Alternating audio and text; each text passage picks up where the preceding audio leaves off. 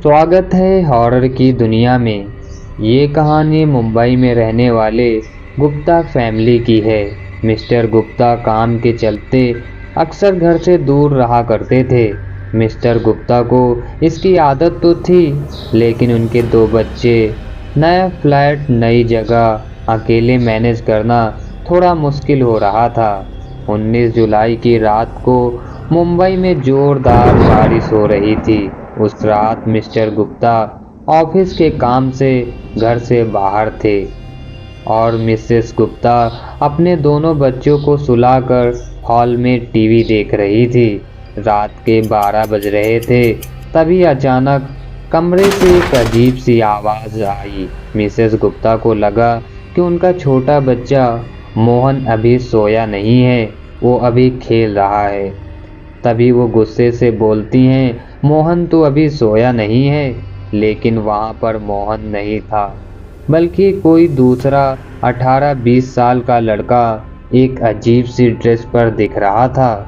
उसे देखकर मिसेस गुप्ता के रोंगटे खड़े हो गए। जैसे ही वो उस लड़के की ओर आगे बढ़ी, वो लड़का सीधा बच्चों के कमरों की ओर चला गया। मिसेस गुप्ता उसके पीछे पीछे कमरे में गई।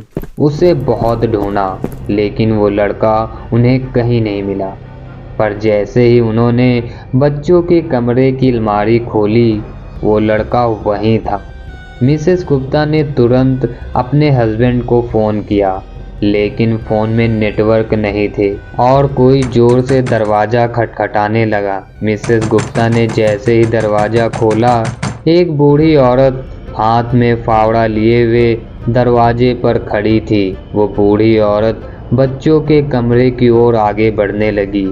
मिसेस गुप्ता भी उसके पीछे पीछे जा रही थी। उस औरत के बच्चों के कमरे में घुसते ही उस कमरे का दरवाज़ा बेहद अजीब आवाज़ के साथ बंद हो गया। मिसेस गुप्ता ने जैसे ही दरवाज़ा खोला, उन्होंने देखा कि बालकनी में वो बूढ़ी औरत उसी लड़के के साथ रेलिंग पर खड़ी है और उस औरत ने मिसेस गुप्ता को मुड़कर देखा। मिसेस गुप्ता को कुछ समझ नहीं आ रहा था। उन्होंने तुरंत अपने दोनों बच्चों को उठाया और गाड़ी की चाबी ली और वहां से अपने फ्रेंड के घर चली गई। पता करने में मालूम चला कि उस बिल्डिंग के बनाने के दौरान 26 जुलाई 2010 को एक औरत और उसका मानसिक रूप से बीमार लड़का 20वें माले से गिरकर मर गए थे, जिनकी आत्मा आज भी उस बिल्डिंग में आज भी मंडरा रही है। खैर, ये तो थी आज की कहानी। लाइक, कमेंट, शेयर करके बताएं आज की हॉरर स्टोरी आपको कैसी लगी। मिलते हैं एक नए इंटरेस्टिंग हॉरर स्टोरी के साथ। Thanks for watching.